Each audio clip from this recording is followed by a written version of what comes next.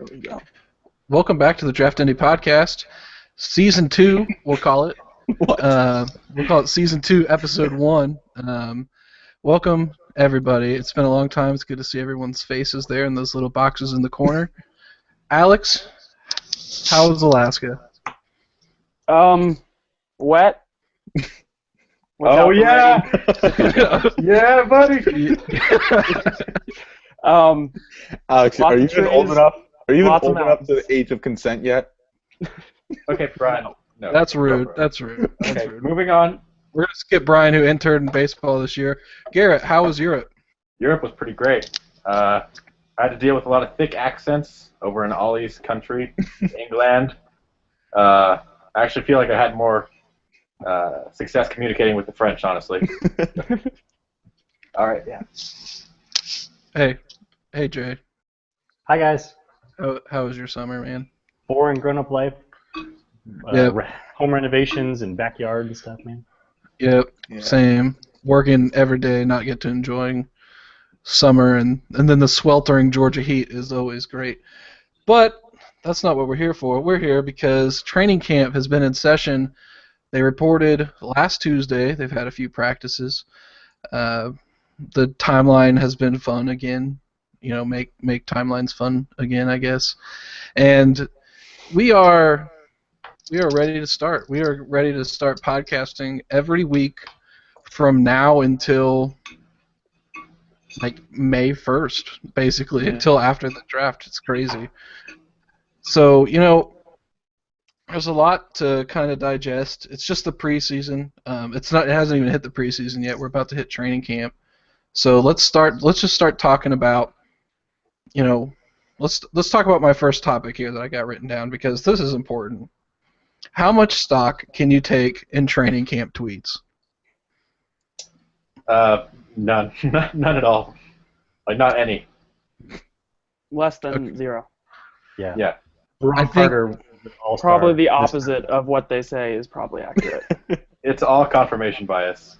Like, we talk about confirmation bias during the regular season and everything, but no, this is the most confirmation bias time. This is when it's most potent because there are no negative consequences for anyone to dwell on. So like, they just can take the positives and put them all on a pile and say, look at this. I would say that in the Senior Bowl. Senior Bowl's a lot of confirmation bias, but yeah. I agree. It's like, oh, I watched this guy all year, and he got a tackle. Yeah. He really worked those bags well. I think he's going to translate to the next level. Yeah. Well, see, the thing is that it's probably it's like the Senior Bowl in that the drills are really what matter, and that's what can show you some real stuff. So if you know how to watch those, then that's valuable. But the people who are tweeting about it usually don't. Like the Right. Indy star people, they don't know how to do that. Stephen Holder. They're just gonna tweet out the stats of the players from the scrimmages and shit. You know? Is PFF there grading every snap? Not yet, but it's coming. They were there. Yeah, They were preseason's there coming. earlier this Oh, week. they were there, yeah, but I don't know if they're grading it. I don't know, man. I bet they could have been, well, Andrew Luck, -30. With Yeah, their but I mean, credentials. training camp is where big-time reporters figure out that it takes more than one variable to determine the outcome of a certain event. Oh, my God. Man, that was like the most trash article I've ever read in my entire life. I've never Like, seen one article more unanimously hated upon than that. For those of us who don't know what we're talking about. Oh, yeah, for those... Okay. Greg Doyle wrote this article talking about multiple factors going into poor play. It was all five, Andrew Luck, Dwayne Allen, Coby Fleener, T.Y. Hilton, and Anthony Costanzo all played bad last year because they either got a new contract or were going to get a new contract, and that was the only reason they played horrible. And when Costanzo tries to tell him that there's multiple factors, and he's just a simple boy from Mississippi growing up in the country, doesn't know that more than one thing can affect someone's performance. Maybe like your quarterback shattering his spleen. I read that paragraph where he said it, and I asked him, is that what they teach, what was it, like biochem majors at Boston College? It's like, is multiple facets or multivariables? Like, that's what they teach at every middle school, high school, and college across the country, except for apparently Mississippi. Like, that's something universally agreed upon, is that there are many variables going into one thing. Like, that's a scientific experiment. What, Jay?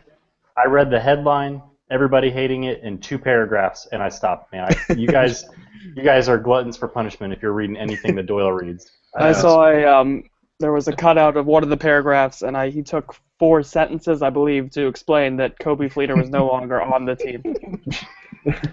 Look, man, if at Trollballins is roasting you, you've messed up. Like, Oh man, did I miss that? Oh, yeah, I gotta look it back up. yeah, he was all over it. He's from Indiana. I didn't know that. I know, it's so weird because Trill is like this great internet personality that everybody around us loves, and I totally forget that he's almost like a quarter Colts Twitter half the time. Is he really? Yeah, he does. He's got a Grigson avatar right now. Yeah, he does. Yeah, that definitely made me happy when I saw that. Yeah, well, yeah, he's got an interesting account, but we're not here to talk about Greg Doyle or Stephen Holder or whatever. We're Trill Ballins. Yeah, we're back to training camp tweets. What can you take away from training camp tweets? I think the only thing really that you can take a look at is what team they're playing with, and even that is suspect. Yeah, like we're especially looking at the offensive line right now. But at the same time, if they have this many options, they're going to try out a bunch of different combinations to see what they got. So you can't just, especially like at this point, they're still going to be doing this in preseason too because they won't know what they have until like right up until the deadline because they're so they aren't established at all, especially at O-line. Yeah, that's a pretty good point on the teams they play with because you got a good example, DeJon Smith. All last year was buried deep on the like 3rd, 4th strings. He'd be coming in, and then didn't play at all last year hardly, and then now he's still buried like 2nd or 3rd. I think they said coming in slot corner. Like that's not a good sign. Well, I know Thornton was mostly starting at right guard the last couple of days, but then now it's been Denzel Good starting at right guard. So. And now, I mean, in OTAs, you're not allowed to have pads. They've had 2 practices with pads. You're not going to know what you've got, really, until you can start lining up against some defensive linemen and hitting some people.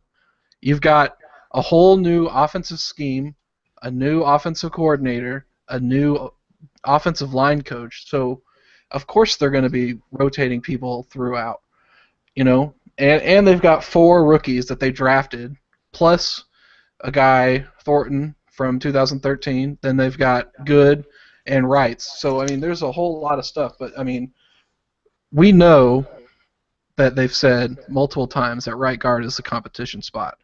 So, right now, that makes me I'm just kind of rotating to this next topic. So, we know Costanzo's the left tackle. We know Jack Mewhort's the left guard. Ryan Kelly's the center. But they've only really talked about right guard being up for competition. So, I think that means Joe Wrights is the right tackle, right? I think I've seen a lot of reports saying that no matter, like, they've been assimilating all these new guys in the right guard, but it's pretty much been Wrights there at right tackle the whole time. So I think it's pretty safe to say that moving forward, he's going to be the right tackle. Is that the right decision, you guys think? It's the Wrights decision. Well, I mean, he was really good last year. Yeah. So, yes, and he's the most experienced option. I think he can play both guard and tackle, but based on what we currently have at guard and or tackle behind him, I'd rather try Good at guard or Thornton at guard than, as much as we like Joe Haig, I don't really want to throw him out there from week 1 or any of these, or even Denzel Good. I think he could be better at guard than tackle. But you're going to get 4 lockdown spots if Wrights is in one of the right guards or right tackle spots. And that's consistency too. And I mean, Wrights has played with Costanzo and Mewhort a lot. He's not played with Kelly yet, but I mean, if you can solidify 4 real early in camp, that helps build cohesion and helps build, teamwork and all that kind of stuff. That's more than most teams can say, that they have 4 of their 5 offensive line spots figured out. And it's crazy because, last year the line was really bad in the middle and then on the right guard side. But this year we know that we've got, Ryan Kelly. We've got a stud center from college, and we'll see what he can do in the NFL. And obviously can't, say he's, a stud in the NFL yet. But, we've got. Yeah, we can. F it. He's going to be good, I think. Yeah. I mean, he's going to be good. And then, but you got right guard. Once that's solidified, then you've got like Thornton, Haig, LaRaven Clark, who hasn't really been talked about much. Life. And some other, I can't remember who else is Austin behind. Blythe, Jonathan yeah, Harrison. Blythe, Jonathan Harrison. So there's obviously Jonathan Harrison isn't good at all, and either is Thornton. But I mean, having those guys as your second or third option, that's okay because they have veteran experience. Mm-hmm. And having that kind of depth on the O-line is something we haven't had in the Ryan Grigson era. It's nice to think that this time, we were talking about Todd Harriman's and Lance Lewis as our guard combo. Whew. Yeah, and Muhort was the right tackle. Yeah. Yeah, man, that's good perspective, Alex. That really is, because that's just terrible. I mean, just thinking about that makes me sad. So, I mean, I think that's a really good thing to watch, and in these preseason games coming up, that's what I'm going to be focusing on the most, is because, yes, if Thornton ends up starting the season, I don't think he ends up being the starter by the end of the season. I think that these guys like LaRaven and Joe Haig will need some time to get used to the NFL game, and I think that they'll get quite a bit of time in these preseason games, especially this Hall of Fame game.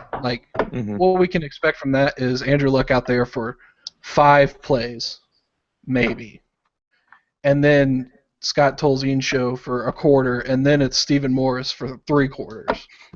So, that's going to be really bad.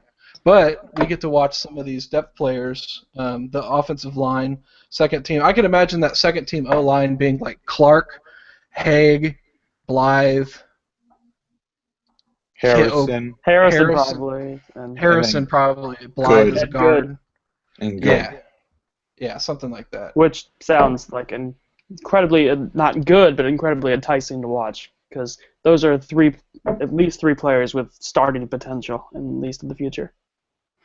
Yeah. So I mean, that's really going to be important, is to get them some really good snaps. And Packers defensive line Packers defense hasn't been that great, so this is a good thing for them to kind of get some confidence, I suppose, because we play the Bills week 1 or even on Saturday.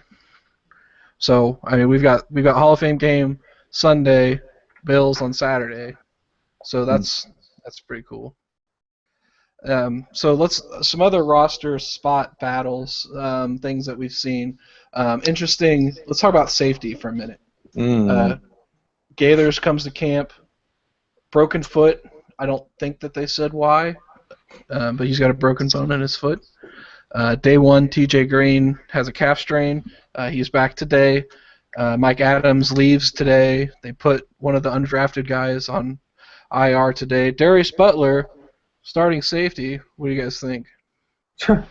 Oh, that would be a disaster. I have a really bad feeling that's what it's going to be week 1. I just have this terrible feeling that he's going to be he's going to be starting. He's going to be playing safety a couple of games this year. I just have a bad feeling about it. Was it Winston Guy who got hurt? He got hurt, right? Yeah, he did. Yes. Yeah. They used last year. They used Darius Butler. They would do these. Even when the safeties were healthy, they would throw out Darius Butler a few snaps a game at safety, and predictably those were some of the worst passing snaps they had. So if he's starting for entire games, I'm sure we can all predict how that's going to go. I mean, he was being outperformed by Colt Anderson at safety. The game that Colt Anderson started at safety went better than the one that he did.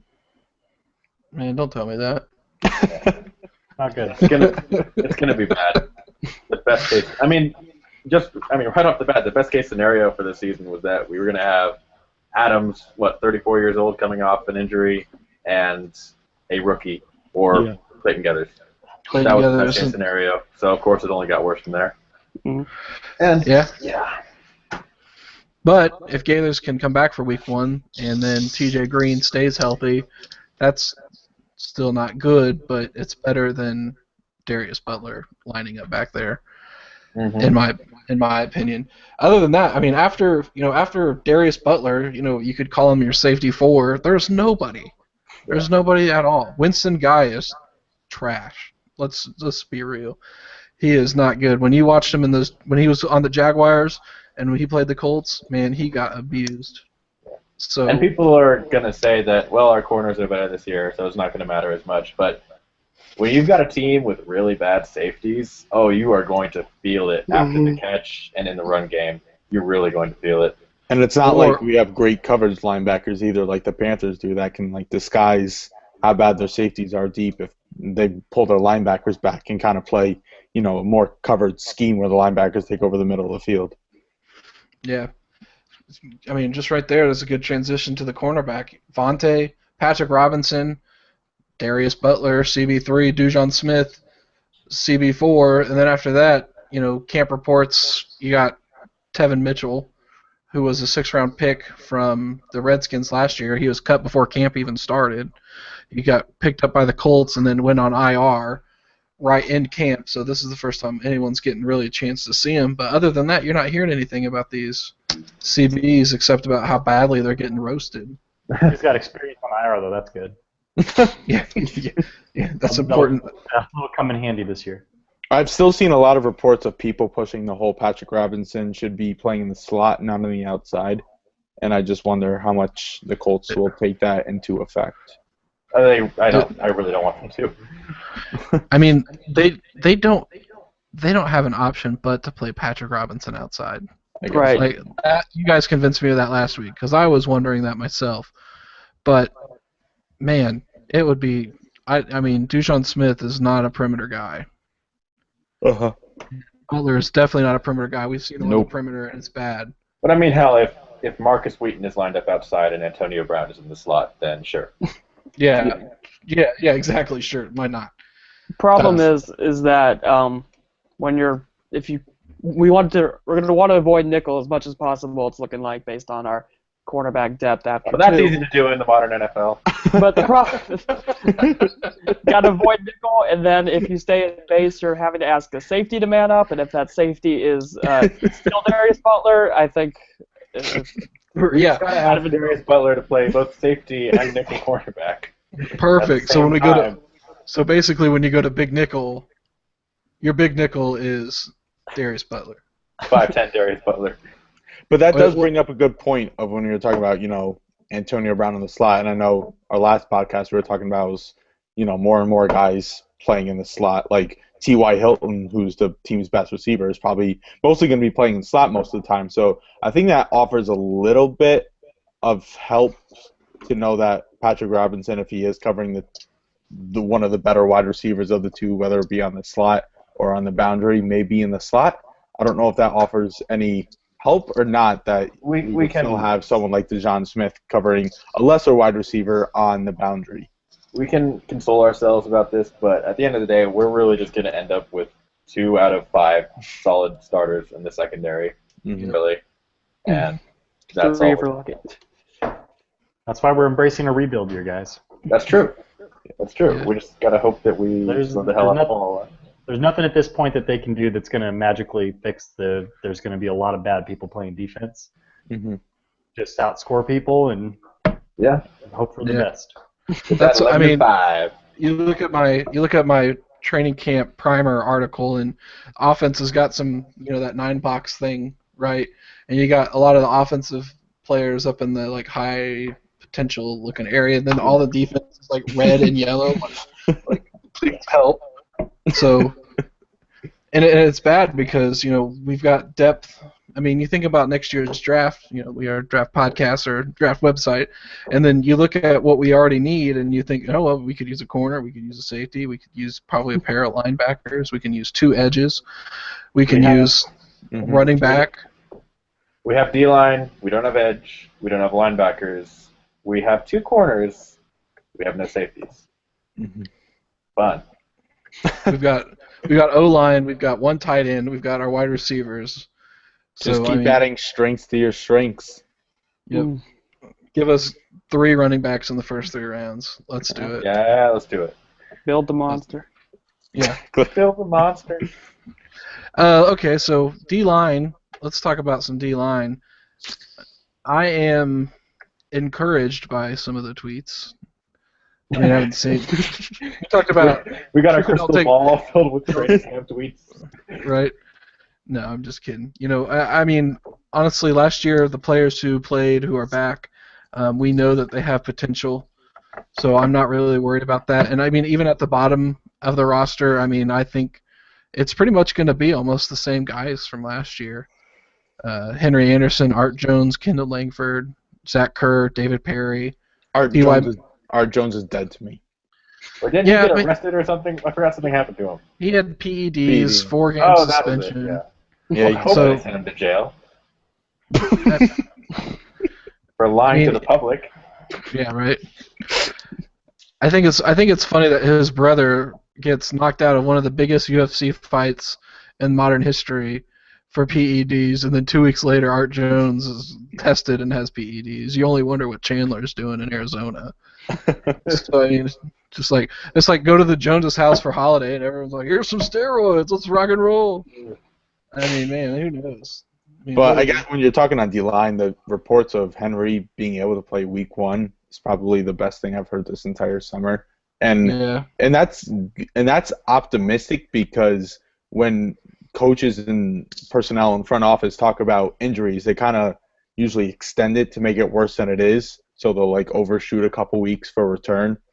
But so if the player does heal quicker, it looks better. But so a Week 1 return being optimistic makes me think that he actually will be ready for Week 1 because I think they're maybe overshooting that by a week or two. Yeah, if he does miss some time, this preseason is going to give us a good chance to watch us.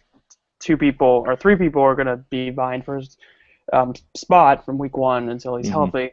So watch for T.Y. McGill, watch for Hassan Ridgeway, and watch for Zach Kerr. Those guys are going to be they're veterans now. Well, not veterans, but 2 of them at least have experience in the league and should be able to be based on their play last year, they should be able to do some good things against these backup offensive lines. Well, Kerr's interesting because, I mean, Alex, I think his one tech was his second most used position, right? I think it was like 3 tech. It was his first. No, second. Yep, second. His second. So I think, I don't know, I really expect to see Kerr a lot more at one tech because, I mean, Perry only plays so many snaps, and who else do you put out there besides Perry? Yeah, that's the problem. Unless you're doing a sub package where you're putting either Henry or Kendall Langford or any of these other guys as a pass rushing one tech, you're going to have to. Zach Kerr's the only guy we got who could fit that mold. Do you think that if Henry's out Week 1 and with Jones being out, is T.Y. or not T.Y. but is Zach Kerr the starting 3 tech? That's my guess. Yep. I think. Well, will they give it to unless Hassan Ridgeway can really step out Zach Kerr's experience. He's a 3rd-year player now, I think. That should give him the edge. Yes, 3rd year. But he's going to be sharing some snaps. It's not going. It's going to be. Oh yeah, they're going to rotate a lot. Yeah, and especially if Art Jones and Henry aren't there, they're going to rotate a lot more than probably what they normally would. But that you need to, anyways.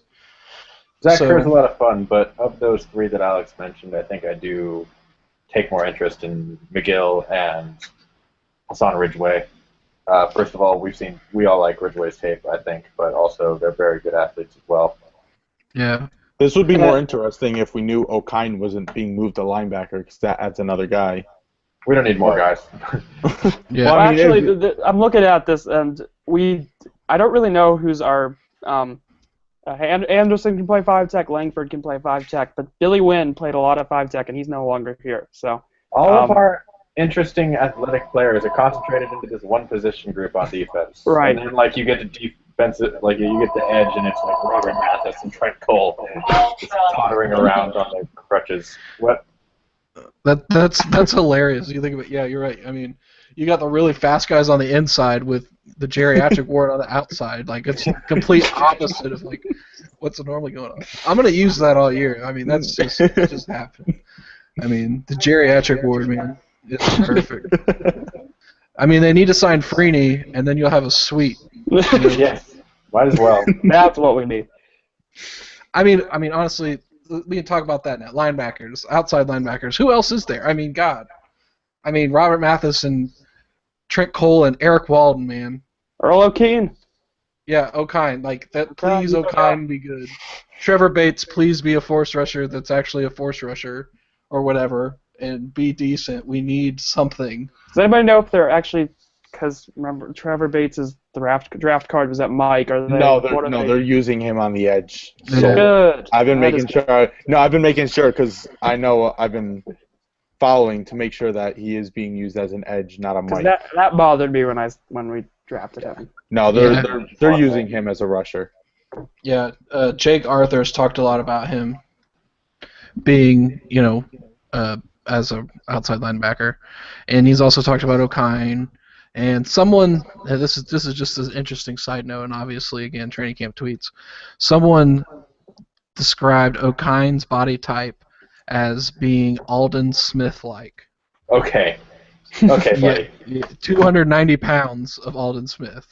Okay. Alden Smith was like 240. I thought he was bigger than that. I thought he was a bigger edge, but. Oh, he's bigger, but I mean, he was like lean. I mean, yeah. I mean, O'Kine's 6'6", guys. He's 6'6", and he's got super long arms. Have you looked up his measurables before? Earl O'Kine. Let's see. His arms are like 36 inches, 35 inches. Yeah. Like he's a big boy. Yeah, I guess 280 isn't as big as I'm making it seem. Just. Yeah, I mean it's not. I mean maybe it's not that too far off, but you cannot expect to read those tweets and expect to see Alden Smith and Earl O'Kine's body. That is what training camp tweets do. Okay. Yeah. But them making this position change, I hope, is an indication that they're realizing that they have nothing at edge and need to try any means to create some sort of pass rush from the outside. So, if not, it's probably not going to get it this year, but I think they can understand that that's a really big need going forward. Training camp kind of presents an equal measure of reporters and people firing off hot takes to get people to click their stuff or retweet, but there's also a lot of people saying oh, Trevor Bates reminds me of Alden Smith, because everyone knows nobody's gonna remember that they said that. Right. What's gonna come and after them for it? Why not? No. Trevor Bates is Robert Mathis. Oh, Earl O'Kine is Alden Smith. Okay. All right. I mean, if we could get 50% of those players in their prime out of those guys, that is better than the geriatric ward. So I mean, we can hope. But the whole goal is to build that hope for you. Yeah. Be like, oh man, if just this guy is good and this guy who's never been good in his 10 years in the league becomes good now and has a career year, then maybe we could be in the top 16 defenses. It's the absolute best case scenario. And then once you get to the playoffs, nobody knows what can happen. So basically, we're Super Bowl contenders. Obviously. Makes sense to me. Checks out. All right. Last position group, or we're going to talk two more position groups because that will round up just about everybody else. After Dwayne Allen, we've got Jack Doyle. That's my dude. Yeah. And then nobody. Yeah. So that's awesome for an offensive coordinator who in Cleveland and in Carolina would keep 4 or 5 tight ends on the roster. So they used a lot of. I mean, that Carolina roster, we talked about this. It's so different than what we have. Oh, in yeah. terms of its strengths. They had their running game. First of all, with Cam Newton and Jonathan Stewart and D-Will. Mm-hmm. D'Angelo Williams was just awesome. So they were using all these multi-back formations and H-backs with the tight ends and multiple blockers and stuff. Obviously, our strengths lie elsewhere, so probably not going to see much of that. Yeah, you give me Jonathan Stewart and D'Angelo Williams. I give you Frank Gore and Robert Turbin. Yeah. No, I give you Jordan Todman and Josh Ferguson. And a retired Tyler Varga. Oh, man. R.I.P.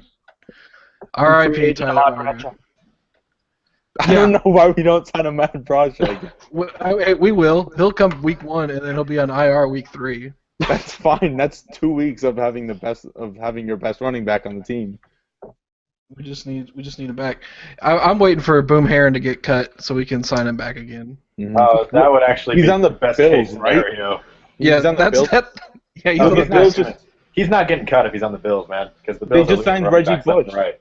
They just signed Reggie Bush. Oh, okay. Yeah, Well, so they got McCoy, Bush, Jonathan Williams, Carlos Williams. So Carlos Williams got a 4-game suspension. Yeah, all right. Okay. So then week he's 4, gonna get that then. we'll sign Ahmad Bradshaw. He'll get Yeah. injured week 3. And Then then week week 4, when Williams comes back, they'll cut Heron. We'll take Heron back. Works out perfect. Perfect. So basically, our running back situation is solved. It's solved. Grigson. Along with safety and nickelback with Darius Butler handling it. Yeah. Grigson, you can send a check to @draftindy.com. We will be more than glad to help you out there. I mean, honestly, though, we're going to sign. There's going to be a running back cut, and we're going to sign him. I mean, we have to. Yes. Because Gore, Turbin, and Ferguson are pretty much guaranteed. But then after that, Todman, Trey Williams. Come on, guys. It's bad. It is really bad. Bring back Chris Rainey. Todman, didn't he have that 100-yard game in the playoffs last year though? I don't know, dude. I don't know, man. Let me check my Todman stat sheet. Todman tracker. I'm pretty sure he had 100 yards in the playoffs against the Bengals. Everyone's got a Jonas Gray game in them. I mean, yeah, but I don't think that counts because it wasn't against the Colts. If it was against our team, I would be like, oh, okay, that makes sense. But hey, LeGarrette Blount, that was no fluke. He's just good. Okay. Yeah, he's mean. Okay, wide receiver 4. Who's in the running? Probably Quan Bray. And then after that, who else? I don't remember any of these guys' names. I've been trying to follow all the tweets about the undrafted wide receivers. But there's like a McKay guy, Mikhail McKay from Cincinnati. Yeah. Okay. I remember watching. I saw 2 good tweets about him. Was really good. Chris Moore is real good. Really good. Who's the Tavon? Yeah, Okay, so I watched Tavon Smith in a few games last year. Tavon Smith is 6'2", 205. He ran a 4.39 on his pro day. He had a 38-inch vert and a 10'6" broad, which would have put him third in the combine. He wasn't invited to the combine, but he would have been third in the combine in the 40. He'd have been 5th in the vert and would have been 13th in the broad. I think McKay and Lewis are the 2 front runners for wide receiver 5 at this point, if I can recall correctly. Based on the tweets. Based on the tweets, baby. We think we're rostering 5 wide receivers. One of them's Quan Bray, so that leaves room for one of these undrafted guys. Yeah. So Bray's probably there to return kicks. Yeah, I think he's not playing much of wide receiver. Yeah. So the problem is we have no tight end depth and also no wide receiver depth and no running back depth and our offense is our strong point. Yay! Yeah, man. All right. Fun season. Okay. So one thing. We'll move on. We got 2 things left on the agenda. Okay. What are you watching for? Is there one thing specifically that you're watching in this Hall of Fame game on Sunday, Alex? I'll go back to defensive line. I want to see all these 3 techs and 1 techs try to differentiate themselves because they're not going to do it in training camp, at least for me. So let's see them go against actual players and see what they can do. Brian. The wide receivers, wide receiver 4 and wide receiver 5, because the 2 guys we talked about, and I think Anthrop's his name from Purdue. The slot guy, who was the next Blair White, Austin Collie-ish. I don't know. I want to see who they pick out of the wide receivers, and so I think that would give us a better idea. I mean, we know, obviously, with Dorsett, Hilton, what kind of mold receiver they are, and Moncrief was a really raw guy. I don't want to see, past that point, what they're looking for at that late wide receiver, if they take the slot guy, if they take the combine guy, the athletic one. So I want to see what wide receiver will make the roster. All right, Garrett. Besides Brett Hundley, I'll be watching the offensive line. Obviously, mainly my favorites. Clark will be very interesting to see if he's picked up any technique. I really want to see Clark because Clark is either going to surprise a lot of people because he'll be decent. He's going to be terrible. Well, we can't expect too much. I mean, let's not be unfair. The money is the odds are he's going to get blown out of the water by anybody he faces. You're gonna see like Nick Perry. Here to watch. Nick Perry, like the slowest linebacker in the entire league, is gonna run right around him and he won't even touch him. Because he doesn't. It's like the thing with Clark is you don't even need to be fast. You just need to slightly outrun him, and he's gonna fall down because his footwork's so bad. he's gonna cross his feet. Exactly. And then fall down. Like he lines up somehow. They get crossed over Allen Iverson style. It's gonna be bad. Dayton Jones is for some reason still in the game, and he's just gonna knock Raven Clark like 30 yards back. And Jay's back. Hey Jay. Hey Jay. Hi guys. I'm not okay with Windows 10. This is not okay. Hey. Jay's Windows 10 had to reset and install some new stuff, so he was off the podcast for a few minutes. Well, we fired him and we brought him back. So it's that's Garrett, our IT specialist. that's me. Yes. Jay, you're just in time. What one thing are you watching in the Hall of Fame game this weekend? Defensive line. Cool. Yeah. That's about what I feel good about right now. Pretty much what you've missed is we've gone through all the positions and realized there's no depth at any positions, and we're like, oh, offense is our strong point, and there's no tight end, running back, or wide receiver depth. One running back, one tight end. Yeah, I mean, honestly though, 11 personnel, like we're gonna be running 11 personnel, like 85 to 90% of the time. I hope. We kind of have to. Yeah, they don't have a lot of choice there. We only have 2 tight ends. Yeah, Jack Doyle, man. For me, I will be watching offensive line guys. You know where I'm at. You know me.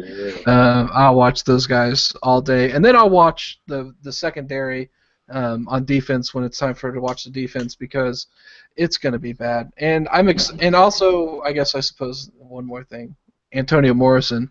I want to see what he's like. Oh yeah, good idea. Forgot he exists. Yeah. I mean, I'll talk about the inside linebackers. Yeah, he's the only person that I'm interested in. If we can just get one pleasant surprise out of this defense, that would be. Tweets are going to be. Right. I don't care who it is. Yeah, man, I don't know. But now, somebody guys, interesting to watch. Now, guys, it's time for Take It or Leave It. You got to get a drum roll in there. Hey, my Camtasia died already because it was pirated. So all those cool videos that I wanted to do, probably not going to be able to do them until I can either buy Camtasia or pirate a different version. So you know which one he's going to try first. Oh yeah, dude! I've already looked at a couple pirate websites to get that thing out there, because it's $150. I'm sorry, Camtasia developers, you have a great product, but I'm not paying $150 for it. So let's do Take It or Leave It. We got questions from you guys on Twitter using the hashtag Take It or Leave It, or we got some questions from Twitter Reddit, and we are gonna go through these, and we're gonna see if you've never heard this segment before. We're either going to take your take, because we agree with it, or we're going to leave it behind because it's awful. And so some of these are probably going to get left behind because they're not so good. And if you've got a lukewarm take, we'll laugh at you. So, we'll start it only. Yeah. So here's a hot take coming right out the gate. Noah Rawlings, at Noah Rawlings, Hilton, Moncrief, and Dorsett will all have 1,000+ receiving yards. Whoa. Okay. Take it or leave it. That might be required for them to get 10 wins. So leave it. Yeah, I'm leaving it. I'm gonna leave it. Dorsett's mustache is worth 1,000 yards, so I don't care. I think it is, man. That is a great mustache. If 2004, all right, so prime Martin Harrison in 2004, Reggie Wayne and Brandon Stokely can all get 1,000 yards and 10 touchdowns. Why can't Moncrief and Dorsett do it in 2016? I'm taking it. I think you just answered your question. You're taking it? I'm taking it. Guys, I want to do kind of a spin-off question here because I know that everybody has been talking about Moncrief, and I love him to death. I think he's awesome, and the fantasy Twitter is all about him now, like Harmon. Yeah, really loves him too. But do you guys think Dorsett could outproduce him this year? Yes. Yeah, I think that's a real possibility. I do. No. But Alex, leaving that one. I don't trust Dorsett. I don't either, but I don't trust fantasy Twitter even more.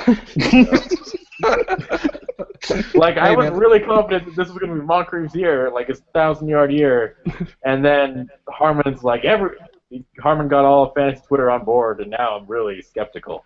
Look, okay, so if you want to know what Harmon's has done, okay, I know you guys aren't fantasy people very much. I know Jay is. I mean, Allen Robinson. Like, he you're right. predicted Allen Robinson. He did. But here, Moncrief's ADP before his article dropped was the 8th round. You are lucky to get Moncrief at the beginning of the 4th round now. 4 rounds. That's 48 players or so, give or take, that he has surpassed after Matt Harmon's thing. And then his article drops, and then, the douchebag... I'm sorry, my article got 22 retweets on it. Oh, man. I think you're giving credit to the wrong person here. No. I fought with PFF over that article. I did the dirty work for that. Yeah, and you got Josh Lischewitz to argue with. You didn't even get... The guy who said Jameis Winston was a 4th-round pick.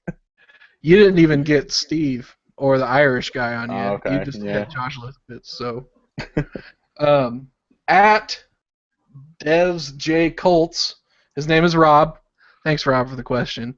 Dwayne Allen catches 14 touchdowns playing all 16 games. I'm leaving it. There's no way he plays. Just because of that last part. Yep, yeah, just the last part. 14 touchdowns, sure, but it's going to be an 8 games. That's a half take. That's a half take. He's really good in the red zone, though, so I'm excited for that. But he's not playing 16 games, unless for some reason his body transformation is complete. Unless he's been taking those Jones Brothers steroids. Right. Or he's been going to family dinner at Art Jones' house. he hit up Ray Lewis for that deer antler spray.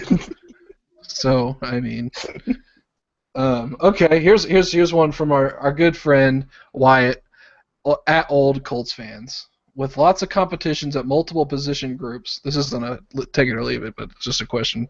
With lots of competitions at multiple position groups, what familiar Colts do you see getting cut?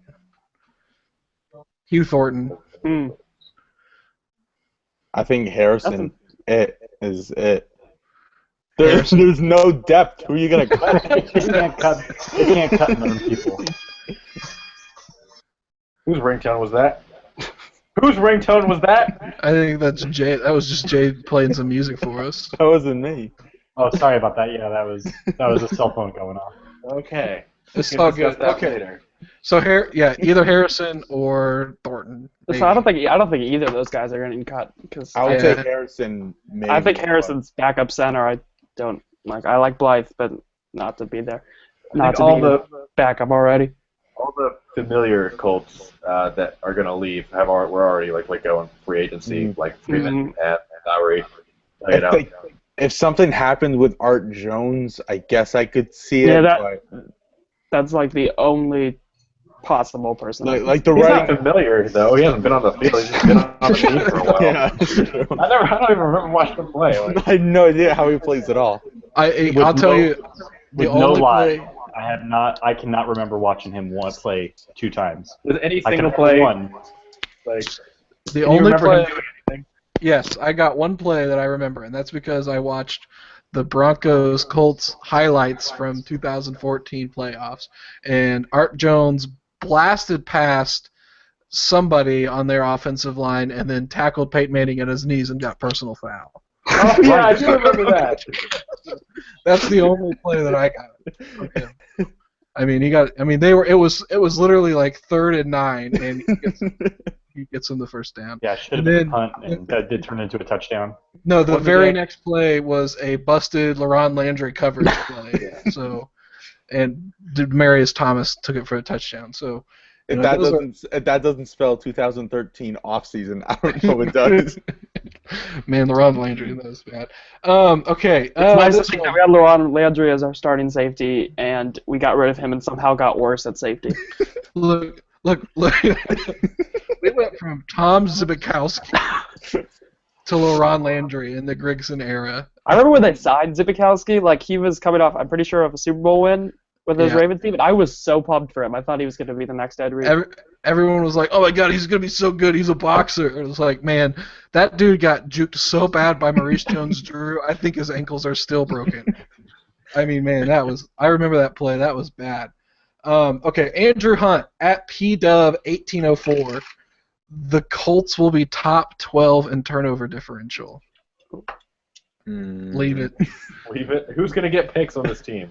Yeah. Leave it. Vontae doesn't do it. See, the problem is to have a high turnover differential, you have to have a conservative offense and a ball hawking defense. We have the opposite of both. I'm gonna say leave it because Josh Ferguson's gonna have like 2 good games. They're gonna start feeding the ball. He's gonna have like 6 fumbles in like a span of like 3 weeks. Oh man. You're thinking Josh Robinson? No, Josh Ferguson. I know, I was joking because that just happened with Josh Robinson. Oh, okay. Actually, yeah. Well, Too soon, Too soon. R.I.P. Josh Robinson. Jesus. Evan Maher at Evan Maher 9138. A rookie drafted player or undrafted free agent will lead the team in sacks this year. That's kind of possible. That's a good one. Yeah, that's not bad. Yeah, if Ridgeway gets playing time, if Bates is a person, then I'm gonna leave it just because they're not wasting snaps on Bjorn Werner anymore. I just feel like Mathis or Cole is still gonna lead. Right. They have few outside linebackers that they're gonna have to play those old guys so much that they'll lock into a few sacks. Yeah, Mathis is going to get like 7 or 8 probably at least. Yeah, he should have if he set the over or under, that would have been. Okay, good. I hope that because that's going to happen. They're going to walk into those like 8 sacks between Mathis and Trent Cole, and I just hope to God that we don't use that as like justification to bring them back next year. Like, oh look, they still got some in the tank. They led the team in sacks. We don't need an edge. Like Robert Best, by like a very big margin, the best pass rusher on our team is Kendall Langford. So my money's on him for sacks. Myles Garrett's gonna be on the board, and they'll be like, oh no, we need to have our 2013 sack champion Robert Mathis. Yeah. Okay. Marcelo Correa. I'm sorry, I messed up your name, man. At Marcelo Pizzao. Yeah, man. That's my bad. The Colts and Packers preseason game will be watchable. I'm taking that all day because I'm gonna watch it all. I'm gonna watch it all probably 2 or 3 times. America's gonna watch it all, man. The Packers let 65,000 people show up to their practice. I think it's going to be watchable on TV. God, yeah. Second only to Bama in terms of fan loyalty. You know what? That should be the first buzzer, not hot take of the day because it's the first preseason game. Everybody's going to watch it, and we're going to get roasted so bad when Stephen Morris throws like 6 interceptions in that game, and everyone's like, "Oh my God, the Colts quarterbacks suck ass." Not only are we all going to watch it, we're all going to get mad when they're interviewing people, like because it's the Hall of Fame game on the sideline, and the camera's on them while the stuff's going on. We're going to be like, "No, Clark's on the field." Yeah, exactly. Like, I need to see this Hassan Ridgeway snap. What are you doing? Damn it! That's absolutely happening. It's gonna happen, and we're gonna. I need to see this. I need to see this Scott Tolzien throw to Quan Bray on a dig. Has Huntley's release gotten any better? All right, thanks, Marcelo. That was good. That was a good laugh. Our favorite Brazilian, Felipe Costa at Costa Felipe. Not only will Luck win MVP, but he'll rock the mustache all season, upgrading his handsome rating. There's a lot of takes in there. That's a. It does not upgrade. Yeah, that's the problem. Mustache helps Phil Dorsett. It does not help Luck. I'm sorry.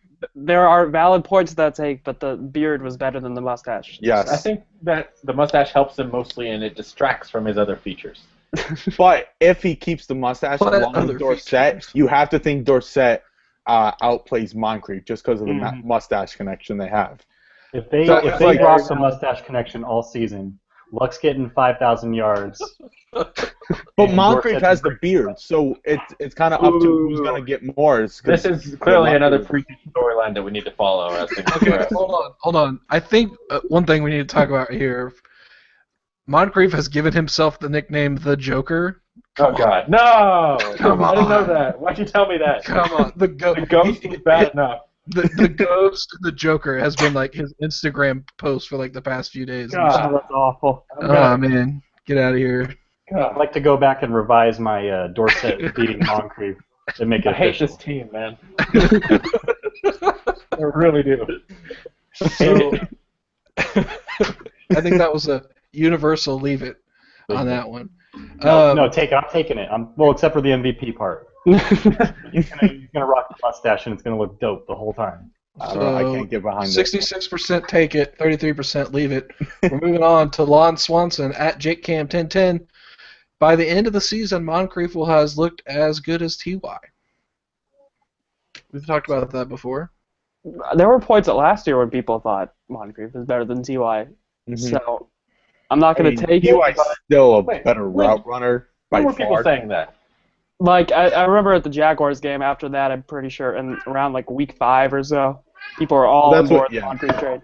Once Moncrief was killing it, but I mean TY's still fat. He's still a lot faster. I mean, TY is much better. A lot more separation, and is by far still a better route. He's not faster than Moncrief, but he's Hilton got banged up to start the season.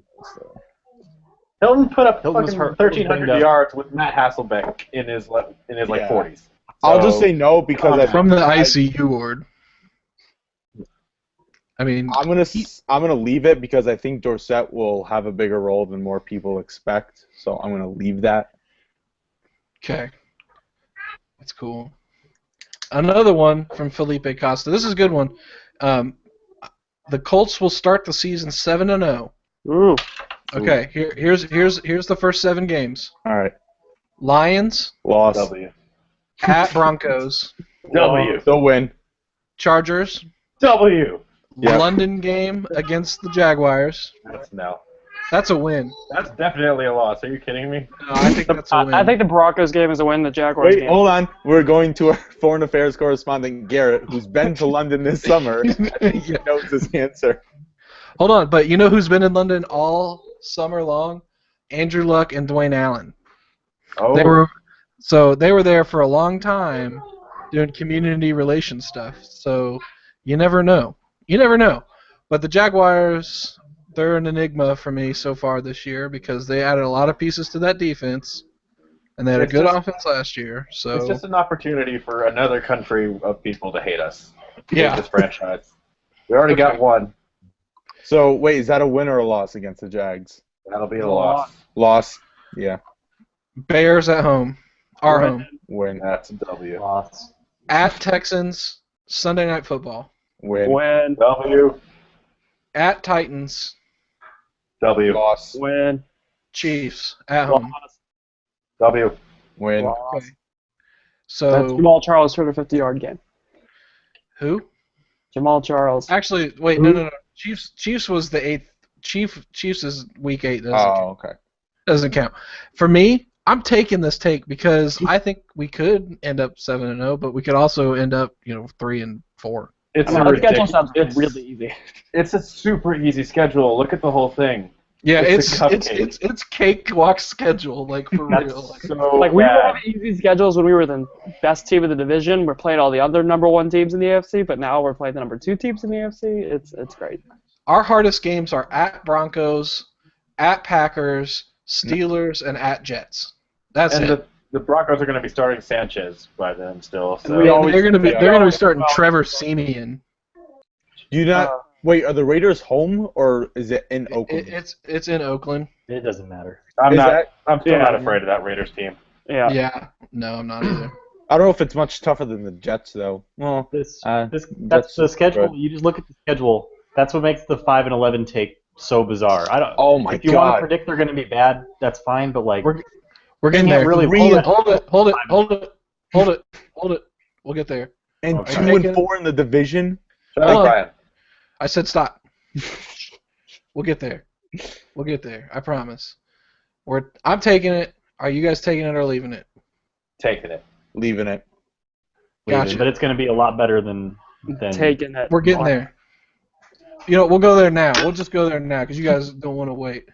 At Grant Sinning, or no, that's not my at anymore. At Draft Indy Grant is 6-10 a hot take. Yes, it's a fucking hot Absolutely. take. Sorry, pardon my language, father-in-law. I know you're listening, but that is just the worst analysis ever. Heath Evans No, Yeah. he literally must have like CTE or concussion problem. Like I don't want to Oh, talk about it. whoa. Okay, He Brian. predicted the Eagles to go 11-5 and the Colts Logging out 6-10. Man, that was a hot take all in itself, man. I gotta take a second to let that digest. Man, okay, yeah, no, that's just bad. Like, there's no way with that schedule going 6-10. Like, we would have to be the worst team ever. We went 8-8 with Matt Hasselbeck coming off of an IV drip like 30 minutes before the game started. Well, don't forget he addressed that because he said the last time we saw Luck, he wasn't good. So now he's going to be good. Now they're going to be 3 games worse than they were with Hasselbeck. The last time we saw him, he only had a bruised shoulder, a ruptured spleen, broken ribs. So, I mean, of course, they're going to be worse. And he beat the Broncos. Yep, and took the Panthers to overtime. I still don't. We almost beat the Patriots too, man. That was so. Yeah, weird. we almost did. That was true. We almost did. I keep remembering that. Like, did that happen? If you want to say mediocre, if you want to say like 7-9, 8-8, man, that's fine. You can predict something crazy, but there's no way that you can rationalize 5-11. Oh wait, now I'm remembering that Griff Whalen play in the Patriots game. Oh my gosh! We snapped it to a safety on 4th down. And... Oh my god! With 2 people in front of him. I hate this game, man. That's you know what? That play is why the national everyone hates us. Because, How did we not fire our coach after that? That should have been like on the Patriots' next first down. Donald gets fired. They're gonna make a documentary out of it, and it's gonna be like, what if I told you a coach called the worst play of all time and didn't get fired for it? It got extended. For 5 years. Okay. 5? I think thought it's it was either 4 or 5. Or whatever. Another one from Felipe Costa again. Hey, he's thrown in. The inside linebacker group will surprise everybody and actually be better than last year's group, leaving it in the dust so far. Man, that take is so far away from me. I do want to say I think Jarrell Freeman's getting a little overrated. I think he's getting a lot overrated, but he's still much better than anybody else we got. Yeah, I mean, because when Matt Miller did his NFL 1000 and said he was like the 3rd best inside linebacker in the league, and then everyone was like, oh, I mean, the Bears obviously did get a steal for him, but I think people are saying that he was a lot better than he was and still not realizing that he got pushed around a lot in the run game. I still think that. So I get where he's coming from, that maybe I can't do it to sunglasses. I'm leaving it. These takes just keep getting hotter, man. We gotta get them on. You got to put your sunglasses on. They're so hot, man. I don't have It's it. too hot. Sunglasses block out heat. That's what they're for. I live on the East Coast. We don't get sun out here like the West Coast. Oh, yeah. It's super hot in here right now. Let's see. Here's one from our good friend Brent. Brent, we miss you. Come join us whenever you want. At Shouldn't Brag But. Chud will not rotate wide receivers to different spots as much as Pep have in the previous years. I don't know. Shit, I don't know, Brent. Yeah, Brent. That's a question. That's not a question for Pep. Who does he think we are? I love Brent. Like, we're in the same group chat. He knows we don't have that level of intelligence to get. Based on the 6 camp tweets I've seen, I don't know. I think I'm going to leave that, actually, just based on what I saw in that 2011 Panthers offense. I'm going to take it and say it goes Moncrief and Dorsett mostly on the outside and Hilton mostly in the slot, like more than 50%. So you read that tweet, too? Yes. Taking One the tweet. Yeah.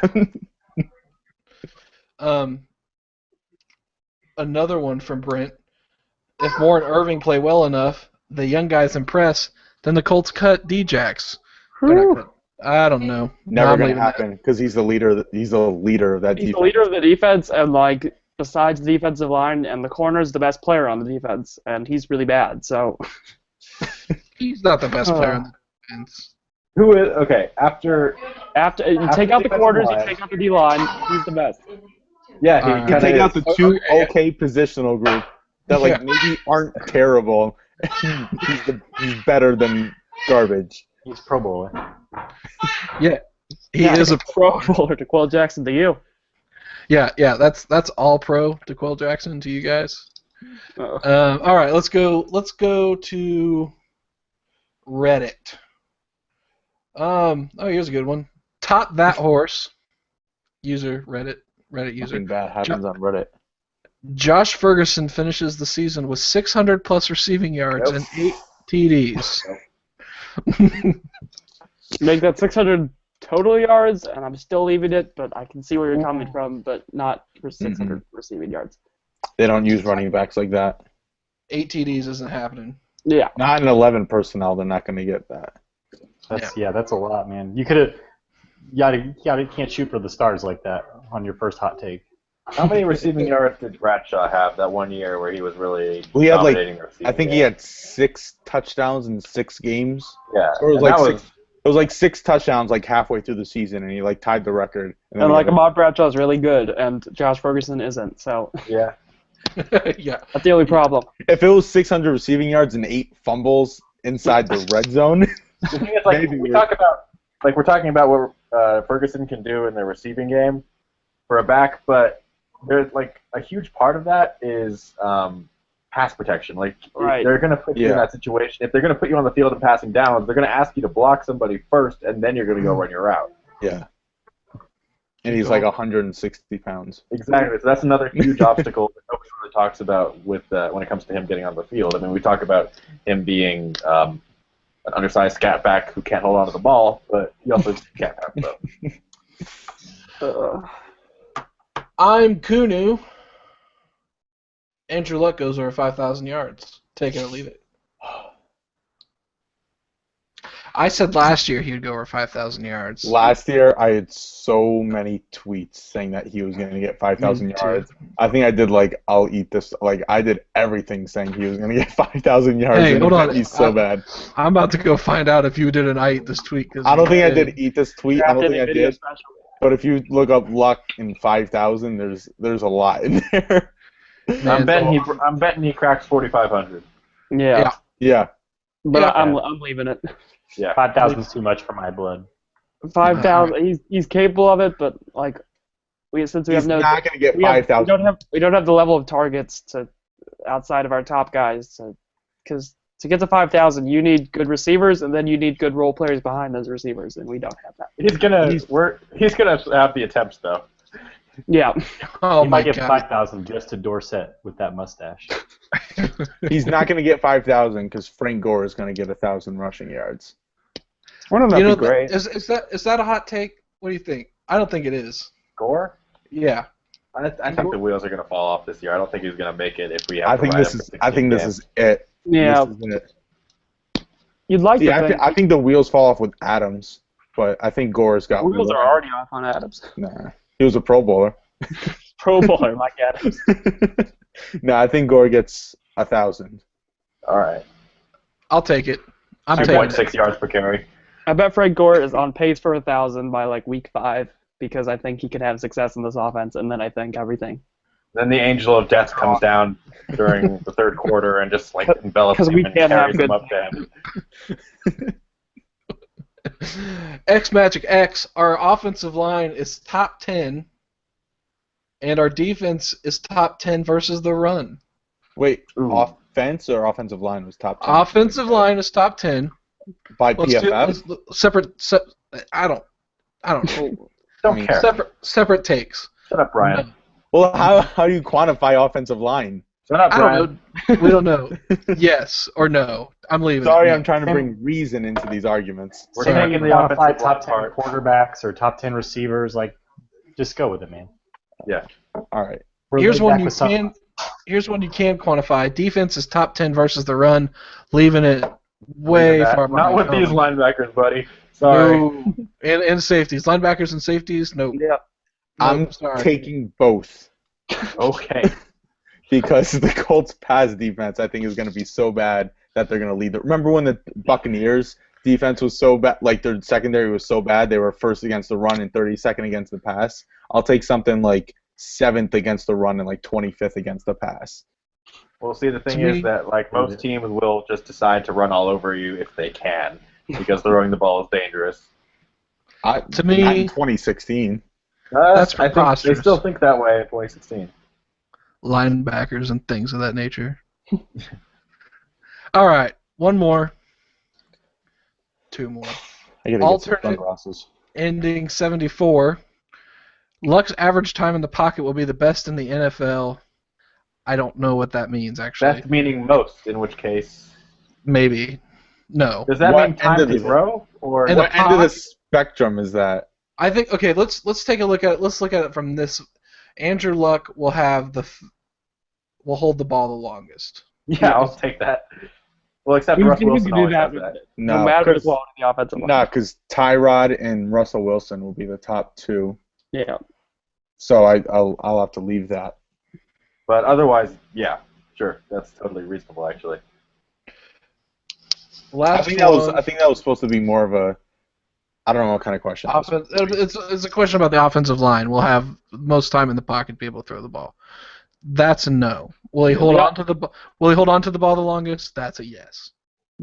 I think to answer all these offensive line questions pretty quickly, the offensive line is a lot better, but it's still not really that. We're still starting a rookie and have an unknown at the right guard, so let's not. And we like Joe Reitz, but he's Joe Reitz.